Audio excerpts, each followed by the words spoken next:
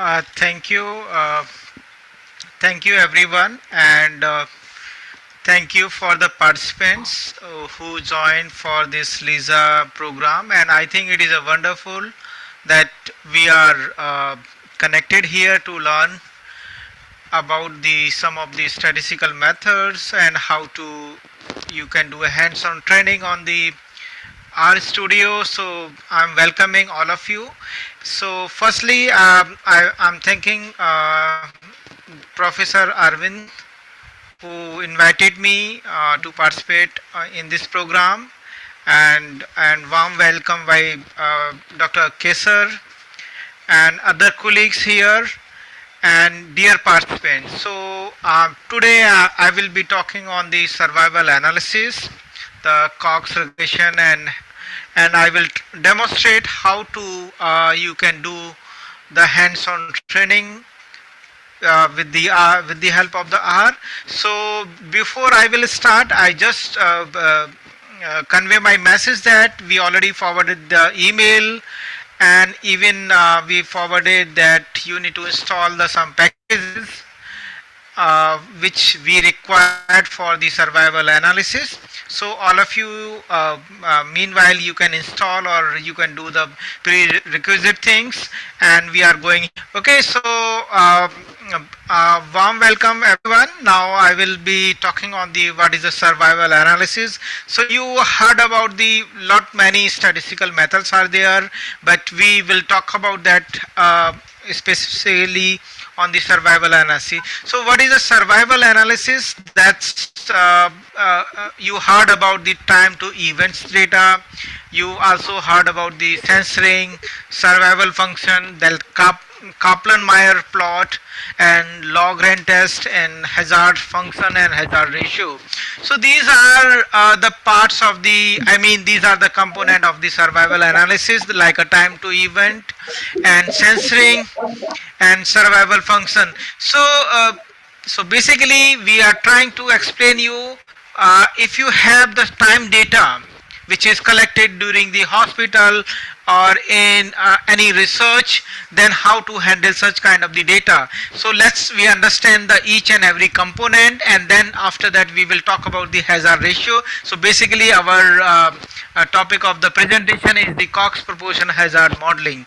So that's we will be looking here. So let me understand what is your understanding about the regression modeling. So you know that I think you gone through the linear regression. So if you have the continuous variable, or you have interval and ratio kind of the data, then you will be going for linear regression. So your dependent variable is continuous, then you will be choosing the regression modeling and linear regression. And then after that we will talk about the logistic regression. So if you have binary data, so you will say that yes and no kind of the data. If you will say that disease absent and disease is present, and in such kind of the data you will be going for the logistic regression. So logistic regression is looked up the binary data, means if you have any disease is present, absence, yes, no, and recurrence came and not, heal and not. So these kind of the data can be handled by the logistic regression. And then after that we will talk about the Cox regression. So this is also another specialized case where we have the time of the events data. So suppose you think that you will be understanding that you are recording the time of occurrence. So occurrence of any diseases from the baseline. So you recruited some of the subjects, and then after that at a certain times you are looking up when the patient will recur for the hospital. Okay, so in that cases you are capturing the time from the very beginning, from the baseline to at a certain time interval. So this data is handled by the Cox regression modeling. So we will be talk more on this kind of the modeling. So how to choose the right model based on your data. So if you have this kind of the data, then you will choose this kind of the models. Okay, so we will go for here. So if you have the continuous data, so continuous data means blood pressure and glucose and wound area. So today in my presentation I will be taking up some examples and problem from the wound area and the chronic wound. So I am working on the diabetic foot ulcers, so I will be giving you more example on the wound area. So what is a wound area? If any patient has any kind of the wound, that can be healed at a certain time, and that wound can be recur at a certain time interval. Let's say you heard about that, if you have the chronic wound and that wound can be recur at a certain time interval. So how to handle such kind of the data, and how you can do the as an example for this kind of the presentation. So we started with the linear regression. If you have continuous, means if you have blood pressure, so you are capturing the blood pressure of the patients, then you can use the linear regression. If you have binary, yes and no, heal and not heal, then you can use the logistic regression. If you have the more than two categories, so you have heal, not heal and partially healed, then you will go for the more than two categories. So this can be handled by the multinomial or ordinal logistic regression. Okay, so if you have the counts data, so number of the events occur during the certain time intervals during the certain clinical study, then you will be using the Poisson and negative binomial regression. And here we will talk about the time to events data. So we are capturing the data of about the time. So when the patient is recruited with the chronic wound, then at what time that chronic wound is healed or not healed. With the censoring data, then we will be going for kind of the survival analysis. So if we are comparing the group only, then we will go for the Kaplan Meier and log rank test. If you include the covariates like age, race and the diabetic value, then you will go for the Cox proportional hazard modeling. Okay, so this I'm just trying to give you some rationale so that we can go ahead to next.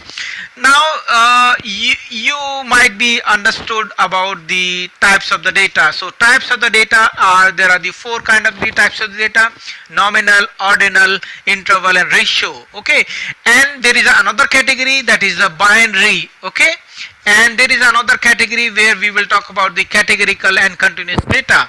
So let's focus only wherever we need as here the nominal can be handled by the it's a categorical data. And suppose you can say that what is the location of your wound. So it's wound is at your foot or wound is at your leg. So then you will say that it is a nominal kind of data. So it's classify the data. And ordinal data, it's saying that you have the data in orders like mild, moderate and severe pain conditions. Okay, so what kind of the pain you have in your chronic wound, that is the mild, moderate and severe. So this is a kind of example of the ordinal data, like you will get the first division, second division and third division and fourth division in your exams. So this is also an example of the ordinal. Once we will talk about the interval and ratio. So the interval and ratio is kind of the you can say that what is the wound area of your chronic wound. Okay, so suppose is wound is here. So what is the length and breadth of this? So that's a chronic wound. So this will come under the interval and ratio. So and then after that we will talk about some more data which you already know. So I'm just telling you what's kind of the types of the data, and I'm giving you an example. So later on my slides is with all of you, so you can look up later on. Now so far we will talk about what is a nominal and binary. So nominal and binary is just a classifications of your data. Means binary means heal and not heal. Okay, so any wound can be heal and not heal. So for that kind of the data, you will use the chi-square test and Fisher exact test and logistic regression. And if you have the time to events data, that's a continuous data and with censoring. So you are capturing the from the baseline to the when the event is occurred. Okay, so you are observing the time to that event. That's with handled by the Kaplan Meier test, log rank test, and the Cox regressions. Okay, so the time for complete healing is, or these are the examples. So time of the wound recurrences. So this is an example of the time of the event. So suppose you have any wound.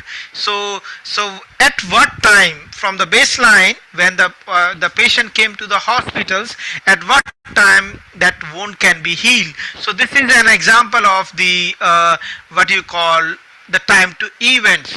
Or if you will say that, do you heard about that wound is reopen? Okay, so recurrences means the once the wound is healed, but it opens after a certain time. Why it's open? So in that case, you will looking up that the wound is reopened at a certain time interval. So these are the two examples which I am referring here. There are the many examples which you will say that when the from the beginning, from the baseline, what is the cancer is occurrence. Okay, so when you are reaching to the second stage of the cancer, so lot many examples are there. So where you can say that the time to events data. So time to events data in survival are, as already I given you an examples, time to wound recurrences, time to wound heal, and time to the death. Okay, so once you went for the any patient went for the surgery, then what is the probability that what is the time when she and he will die. Okay, so this is the time to the death, time to the progression of the cancer, time to the development of the diabetes, time to recover from the diarrhea. So these are the example of the time to events. So time to event data is collected by cohort study and clinical study. So sometimes you will see that the randomization based study will use the this time to events data. So let's understand the another concept is the censoring. What is the censoring in our data? So let's we will talk about this example of the wound recurrences. So this is the your first arrow is there, then second patient is there, third patient and fourth patient, and 5 and 6 and 7. So there I'm telling you the 7th patient is there. So the study opens, means that is a baseline, and study end at week 6. So let's take an example. So if that patient is saying X, that means it's the event is occurred, yani ki wound is recur in that time, and in second patient is wound is recur at this time, and in the third you will see that it's indicated 0. So that means it's saying that it is the loss to follow up. Okay, and if we will go ahead, this next patient is completed here, so that's also called as the censoring. And this patient, next patient is the X, that means it is the event is occurred, means is recur. Okay, so basically X is event happened. Okay, so whatever the event we are looking, so event of the death, event of the heal, event of the recur. So this is your X, that is you are interested in the events. And censoring if the any patients who came at baseline but it lost to follow up, or the event not occur.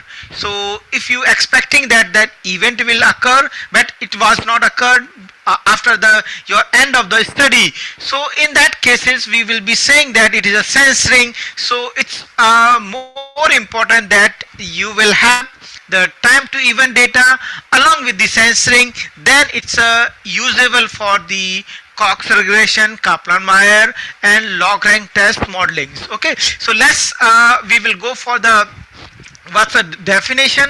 Event of interest not observed for all the individuals. Fixed censoring, the event has occurred when the study ended or the data analysis is performed.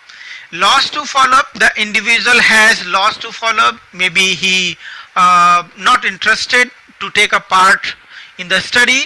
So in that cases we will be using the censoring. Let's I will give you the examples which I will be using for demonstrations about the Cox regression modeling and Kaplan Meier. So here this ID is the your patients. Okay, so let's say this is a patient number 1, 2 and so on, 10 patients, and this is a TEWL group. So what is the TEWL here in my data? That is transepidermal water loss. So once any wound is closed, the wound is closed on the surface, that means it's looking that the wound is closed, but there is a chances of recurrence. So this chances of recurrence can be studied with transepidermal water loss, which can just take an image of this area and then tell us that how much water will loss from that skin. Okay, so the based on this value, based on this TWL value, you can identify that this wound will recur in a certain time interval or not. Okay, so this is the second third column is the TWL value and time to recurrence. So in a days, so once from the baseline, in what how many times the recurrence would happen. Okay, so this is the number of days is there, and recurrence of the events means 0 is censored and 1 is the recurrence. It means event is happened. So this data will be used here in this presentation, so you can understand. And then after that, maybe I already shared this data with all of you, so now you can understand. So this is the data where, so this the color highlighted data we will be using, because my more concentration on the time. So time to events, so how much time it's taken to event occurred. So this is the time of the recurrences and the recurrence events. Okay, so this I will be using specifically. Other variable can be used for the grouping variable, or maybe a covariate, some additional variable I can use. Here also you can, assuming that age is with you, gender is with you, and the race is also with you, so you can add more variable to this data. Let's go ahead. Okay, so when to use the survival analysis? So it's a question, and when not to use the survival analysis. Okay, so we use the survival analysis when time to events of interest or outcome is observed over the varying length of the time. So you will see that any patient is came here at baseline, and what is the time of occurrence of any death or any stage of the cancer. So that's, if it is something is happening, then you can use the survival analysis. When some of our subjects are censored and lost to follow up, or they study ends before the events occurs, then you can say that you can use in such situation you can use the use for the survival analysis. When not to use the survival analysis, for example, if we interested in 3 years of recurrence rate of liver cancer, but we have observed everyone in our sample is completing 3 years, then in that cases you cannot apply the survival analysis. Okay, so time is there, but everyone is completing the certain end of the time. Okay, so in that cases you cannot use the survival analysis. So you can understand that when to use the survival analysis. So let's say what is the aim of this analysis, kind of the times of the events data. So you want to project that, you want to estimate that what is the probability for experiencing any events of the interest, like not dying or surviving over the given time of period. So maybe so if you see that it was very commonly said that if any patient is coming for stage 3 cancer, then he and she will survive for a 1 year, around a 1 year. So such kind of the prediction or such kind of the estimates you will get from this survival analysis. Okay, so we are trying to get this 3 to 5 year survival rate for from your data.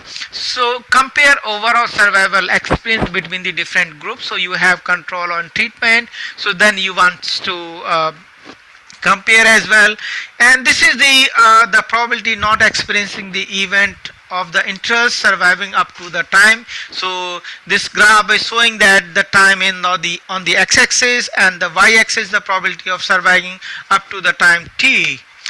So let's say the survival rates. So in the graph you can see the time in years and the probability of surviving on the y-axis. Okay, so if you will see that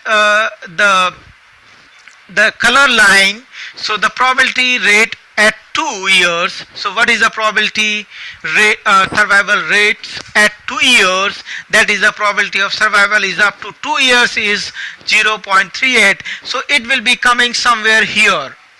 Okay, so it will be coming somewhere here. So this you can see, and if you want to predict the what is the median survival time, so what is the median survival time of that patients, so that you can see, so median is zero point 0.5, so corresponding time you can predict. So, okay, so you can predict that it is a 1.4 year. So this kind of the projection you can do with the time to events data.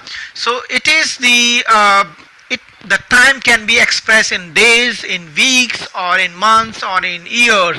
Okay, so that's you can design your study as per your needs. Okay, so let's say I imported this data. That's as I already discussed that. So this is the ID is nothing but the patients. So I'm captured here 1 to 20 patients. Then after that TWL value, and here TWL group is there. Then time to recurrence in a day. So how many day the wound will recur, and this is the recurring events. So it's 0 is censored and 1 is the events occurred. So you understand this data is already with you, so that you can understand.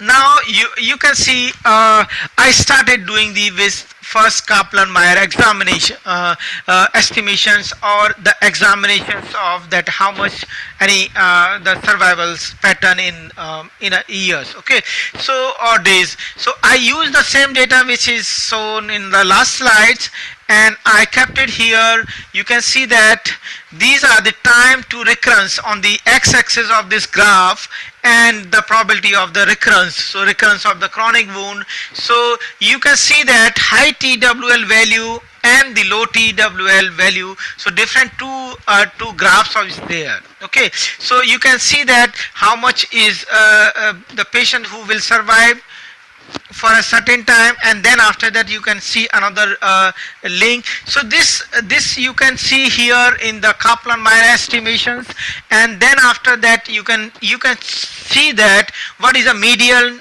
time of recurrence. Okay, so in high TWL group, or in this group high TWL group, the median survival time is 70 days, or maybe a median recurrence. Okay, so here we are talking for the recurrence is 70 days, and low TWL value it's a 173 days. Okay, so you can see that there is a significant difference between these two. So this kind of the median time you can find out from the Kaplan Meier Kaplan Meier estimator. Okay, so this you can find from here, and then after that once you will have this graph. Okay, so you will have the low TWL group and high TWL group, and you are comparing. Okay, but you don't know is really these are the significant. significant different.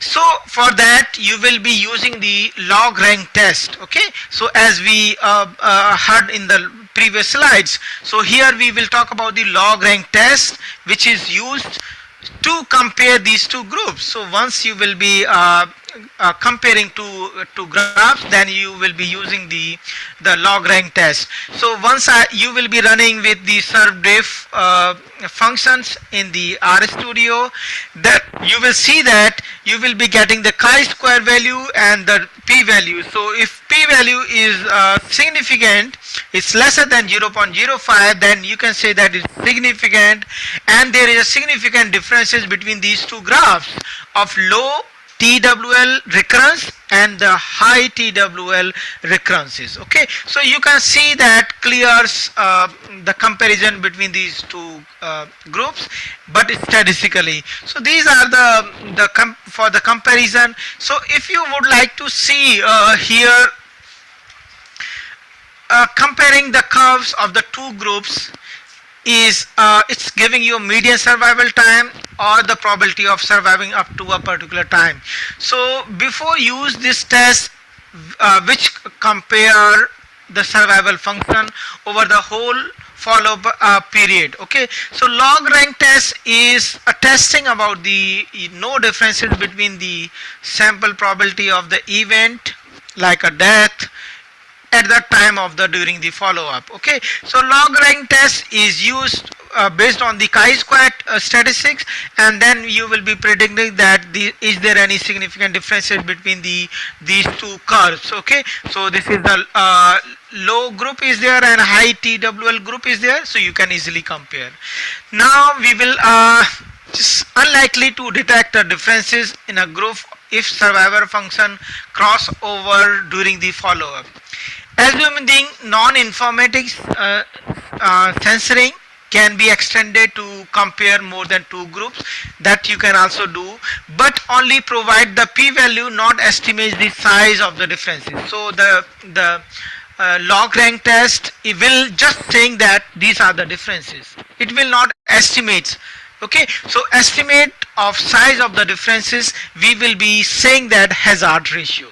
Okay, so how much is differ from the other group, or maybe a 1 unit change in your value, then what is the impact on your time to events. Okay, so that's you can do with the help of the hazard ratio.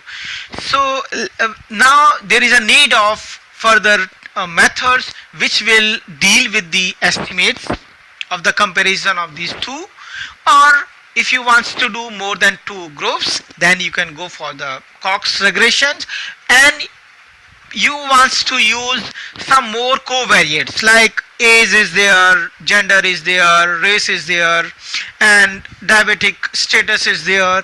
Then you will be seeing that these are the covariates and you want to consider as a covariate in your modeling, then you will go for the Cox regression.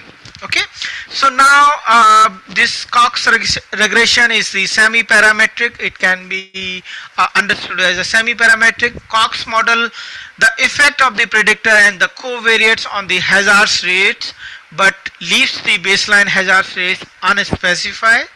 Also called, this is also understood as the proportional hazard regression, proportional hazard modeling, does not assume knowledge of the absolute risk. It's estimate relative rather than the absolute risk. Okay, so it's giving you a relative risk. In the Cox regression, the baseline hazard function that is left unspecified but must be positive or hazards when all the covariates are 0, a linear function of set of k fixed covariates. So you can take the k fixed covariate, that's exponentiate with the relative risk. Okay, so here we will be using the relative risk. So this is the model which we will be using, or you can write it in a different way. So about the Cox regression. Okay, in this model hazard rates are individual who have different covariates. So if you will be seeing that hazard ratio of 1 divided by the hazard ratio of 2, and which will be giving the exponential of beta, and the differences of the x1 minus of x2. So this hazard function should be strictly parallel, and this is the function which we will be using for the hazard. So here the relative risk regression and proportional hazard Cox modeling. So here we will talk about the more than two groups, low, medium, high, and TWL like this. So we can use this covariate, age, gender, race, diabetic value, and some more variable you can take. So our goal is that compare two and more group treatments, adjusting the other risk factor of the survival time like a multiple regression, as we will do in multiple regression, and the explanatory variable including the dummy variable we can use here, and model relative risk of the event of function of the time and the covariates. So that's you can do here. So now we will talk about the what are the common assumptions. So there are some assumptions which you need to use it while you will be using the Cox while you using the Cox regression. So this relative risk is constant over the time, so that's why it's saying that proportional hazard. So hazard ratio between the any two individuals or group is constant over the time. The relative risk does not depend on the times. So the relative risk of the recurrences in high TWL versus low TWL remain constant throughout the follow-up. Okay, if hazard ratio is 3.5, so we will say that the wound with high TWL always have a 3.5 times higher hazard recurrences. Okay, so that's we can predict from the hazard ratios. Okay, so this is giving you an estimate. So it's linearly covariate, continuous covariate. So on the log of hazard scales, so you can take the continuous variables and their effect of the log hazard should be a linear. So if it is that is linear with your dependent variables, that means you can say that your assumption is fulfilled. So you, for the robustness of your hazard ratio, you should check the assumption of the Cox regression modeling. So here I given you the interpretations of the hazard ratio. So in the hazard ratio, we will see that there are the two categories, the low and high. So as compared with the low to high, so low is my reference value, and the other value is we are comparing with the high. So hazard ratio is 5.72, and the 95% CI is 1.44 and 22.7, and p value is significant, which is 0.13. So what is the basically interpretation of this one? So here in this case we are talking about the what is your time to wound recurrences. Okay, so there are the two groups is there. So the wound recurrences, what is the probability of the wound recurrences, what is the rate of the wound recurrences? So that can be done with the help of the hazard ratio. So hazard ratio will compare from the reference value. So hazard ratio is literally the ratio of the hazard functions. So ratio of the hazard function as discussed in the definitions. The hazard ratio is similar to relative risk, but differ in that the hazard ratio is instantaneous risk rather than the cumulative risk over the entire study. So simply the hazard ratio of A and B, so simply hazard ratio of low and high is the chance of the event occurring for the strata for the group in A is divided by the chance of the occurrence in the other strata, that is the group B. So that is the hazard ratio. Okay, so for continuous variable, the hazard ratio is the chance of the event is given, the value of the chance at a one value is the plus. Okay, so one unit change is, so how you will be interpreting the hazard ratio if your continuous variable, so one unit change in your independent variables, then there is a impacting the units on the dependent variable or maybe time to event. So that's you will be predicting for the continuous variable. So you will have maybe your categorical variable maybe of for continuous variables. So for here the high TWL group has hazard ratio, that is the 5.88 or maybe this is 5.7. So meaning that wound in this group have nearly 6 times higher hazard of recurrence. So this is the 6 times of the hazard recurrences compared to the low TWL group. So the results is statistical significant. The as p value is 0.013, indicating that high TWL is an independent risk factor for recurrences. So this you can do the interpretations from here. Okay, so I'm just giving you the background, not much details, but I given you the background of the how you can do the Cox proportional hazards, the Kaplan Meier and log rank test. So do you have any questions? So I can quickly take the questions, and then after that I will be demonstrating the R Studio, so how you can do this kind of the analysis in R Studio.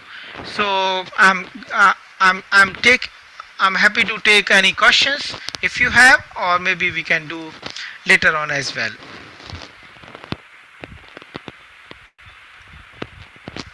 Thank you very much, sir. It was really a great session. So, just sir, I have a small doubt. Can we use this survival analysis? There is no doubt this survival analysis will be used in data censoring. Can we use this survival analysis in data censoring? Because time censoring, we can use the survival analysis. Can we use this survival analysis in data censoring also? I'm not clearly understood your question. Yes. Can you? Dr. Kesar, your So voice you is not Dr. clear? Kesar, your Yeah. voice is not clear. So either you please So, text the question in the Yeah. comment box. So Dr. Manoj will be replying you. We are taking the question from Tedal why Cox regression is semi-parametric. The Cox regression is the combination of these parametric and non-parametric method. So most of the time we will be using these the combination of these methods. So that's why it is the combination of these two. Semi-parametrics. Yeah. So another question, can we have access to the PowerPoint slides? Yes, later we will be sharing the presentation. So don't worry about that. Definitely we will share the presentation, and you will get the material which is delivered today. And Dr. Manoj, you please continue with your practical session, so it will be more convenient for the participants to understand.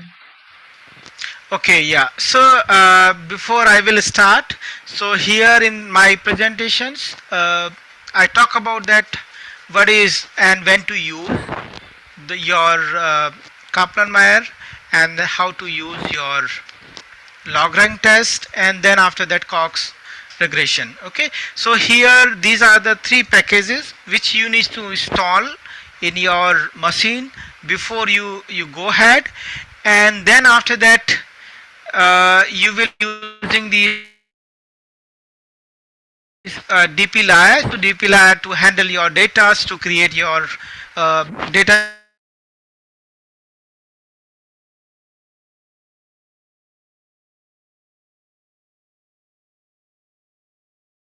graph functions.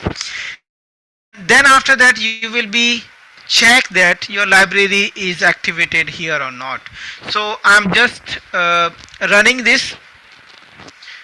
So this library is already updated, so you can see here. So once this is done, then after that you can create your data set. So I'm giving the some seeds number. So that seed number is basically to regenerate the same output or same data sets which is we are creating here. So I'm using this the set. the seed number is 123, and then after that I'm creating the ID is 1 to 20, then the TWL value. So let's say I'm creating this data. So this DFU TWL created, and here is my data. So this data is ID and the TWL value. So there are the high value or low value, and this is basically a continuous TWL value. So this is the basically trans epidermal water loss. So someone is asking that it's not relevant. So basically I'm telling you, if somebody had the chronic wound, so the chronic wound is there and this is healed by assessed by the doctor, as you can look up, the your skin is intact, but basically it's not healed. It's recur after certain of the time intervals. Okay, maybe a 3 weeks or maybe a 6 weeks, it will recur. So that means it's not completely healed. So in that case, there is a one TWL device. There is a some instrument is that which will tell us that if image will be taken of your chronic bone, then it will tell us that from the based on this value that how much water will losing. Okay, so if it is water is vapor from my skin, if it is high water loss is there, that's a chances of the higher for wound recurrences. If it is low, that is a low chances of the wound recurrences. Okay, so this is basically telling about that. This is telling about that means how much water is coming out. Okay, so this value is TWL value. Then after that we will go here back to, now we created, we divide that if TWL is greater than 30, that's high, and otherwise it is low. Okay, so I'm creating the another data sets. So this is another value. So this is lower than the 30, so this is low, and if it is above than 30, that means high. So this we created data, and let me create the time of the recurrences. Okay, so this time of recurrences you created. So this is the time of recurrences. Okay, so this is the time of recurrences in days. So you are just finding the how many days are there, and now I need to check that which one is censoring and which is the event occur. So event occur is wound recurrences. So let's we will go here. So this will,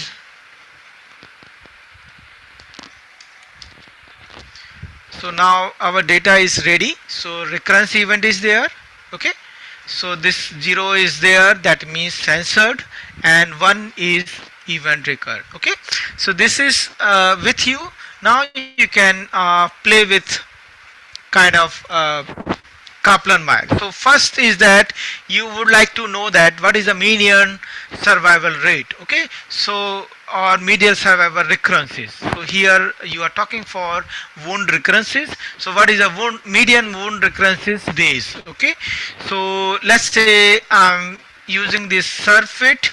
So this is the survival object and TWL group. So there are the two groups, low TWL, high TWL, and this is my data. So I'm referring my data. So DFU TWL is my data set. So I'm just running this. So you will see that now I will be writing this fit km, and you will see that this function is generating the how many high TWL cases are there and how many are the low TWL, the number of the events, what is the median days of recurrences. So this is the 70 days and this is the 86. So here you can see that you will get the median survival time. Right now you can use the GG surf plot. GG surf plot is used for to draw the survival plots.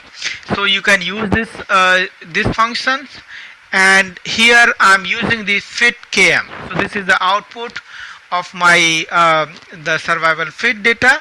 So you can use this. So I'm just running this one. So I'm assigning, this is the my data TWL, and this is the my output, and I'm just running this one. Okay, so you will see that this is the my Kaplan Meier. So let me show you more over here. Okay, so you can see that there is a two lines are there. The the pink one is telling about the high TWL, and the other one is low TWL. You can see that this is the survival time. Okay, so the wound is recurrences at what time. Okay, so this is the probability of the number of the recurrences, and here the time of the recurrences. So you can just see, and the cross one is the nothing but it is a sensor. So this one subject is sensor here, another is here, these are the another censored subject. Okay, so this is the plot where you can understand. Now you can see that what is the median survival time. You can just uh, uh, corresponding to 0.5 you can draw the what is the median survival time. Okay, so here you from this visualizations you can understand that what is the median survival times, and you can easily compare. So this is the things which you can do. But now you can see that these two lines are there, so you can see that there is a differences, but you are not sure really these differences is exist or not. So you want to prove this statistically. So for that you need to run the log rank test, which will telling you that this high TWL survival curve is differ from the low TWL survival recurrence curve. Okay, so this is the thing which you can do for the Kaplan Meier. Let's I need to go ahead. So log rank test. So for the log rank test, I'm just keeping the time of the recurrences and recurrences events, is that censure or not, and TWL group is there, and you will be using data, whatever the data you have, DFU underscore TWL your data set. So I'm just selecting and running it. So this is, you can see that, so in the high TWL, so these are the cases, and low TWL, and the chi-square is 11.1. Okay, so and degree of freedom is 1, and p-value is highly significant. Okay, so this p-value is highly significant. That means that these two graphs are significantly these survival curves are the significantly different. We can see that the output of the log rank test. Okay, as we saw in the slide. So that's you can do here. Now after that we will talk about that what is your Cox regression.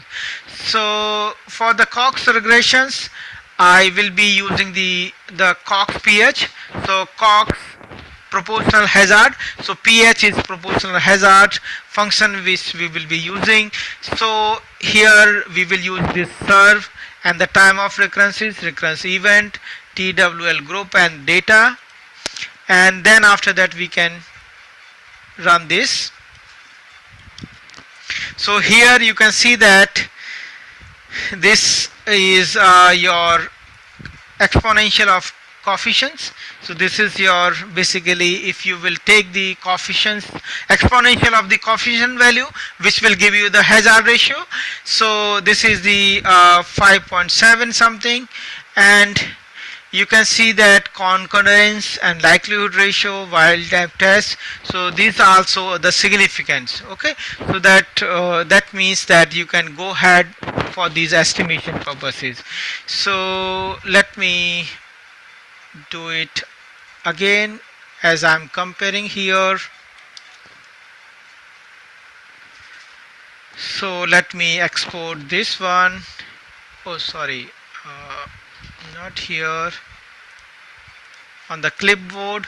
So you can see that this is the TWL group is there. So low is a reference category and high is the something is.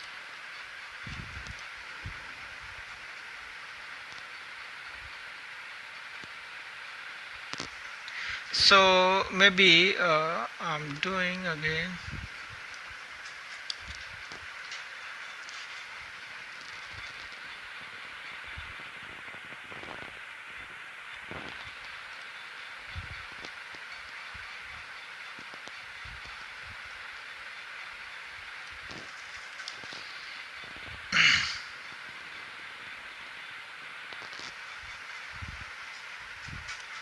So this will give you the correct the TWL group high to low as compared with the TWL.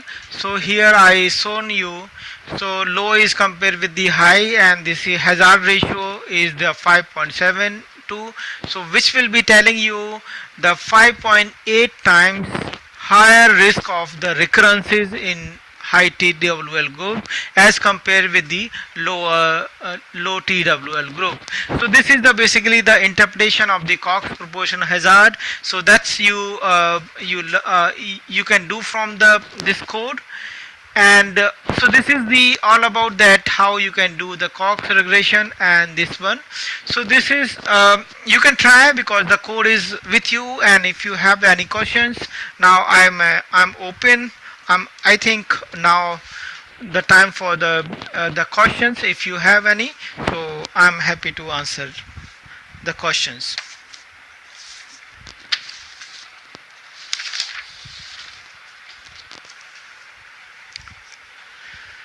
So over to you. Yes, thank you very much, Dr. Manoj. Dr. Asifa is in the session today.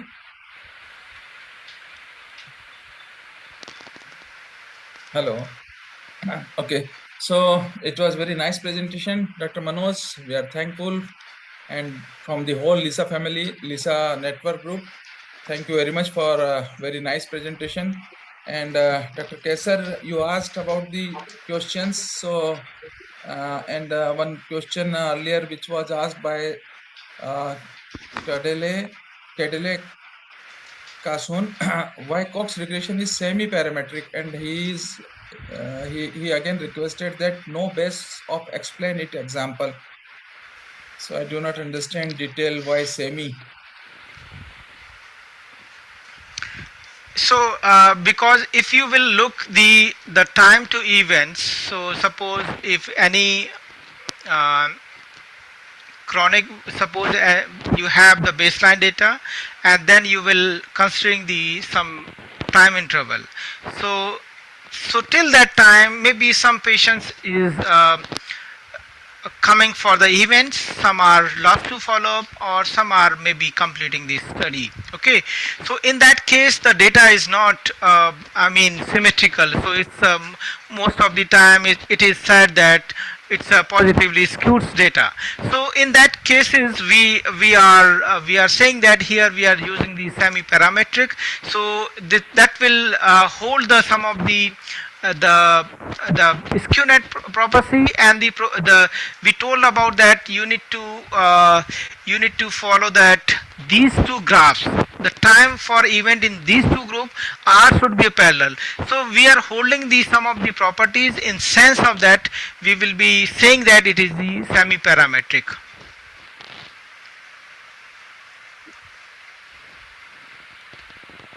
Another question from Dr. Kesar. Can you continue, Dr. Kesar? Yes, sir. But there is no doubt this survival analysis we can use this in time conferring So situation. Then we will be doing data sensing as well. So here, yes, you asking that can we use the survival analysis in data censoring as well? So basically, in my definitions, time to events, or if you have any time data which is continuous data which hold the sense ring. Okay, so if you have the sense ring, then you will be Yes, using sir. the survival analysis. Okay, so itself it's we are saying that it's a property of data. If they hold the sensing data, then you can go for the survival analysis. Then you can asking for can we use the survival for estimation of specificity and sensitivity? So for the sensitivity and specificity, you need to go for that ROC analysis, or you can go for the logistic regression. But sometimes we can use this survival analysis to estimate seriousness and sensitivity. May I right? To use it? Can we do that? I think we are not doing in the case of this one, but similar models can be used kind of in logistic regression analysis, where you can get this kind of sensitivity and specificity. Okay, sir. Okay. Thank you very much. Thank you. Thank Thank you very much, sir. Good evening. Thank you so much, Professor Manoj. It is an Yeah, excellent session, and you have provided us with the experience to how to analyze it on the R in a very simple manner. Thank you so much on the behalf yeah. of Lisa Global Network.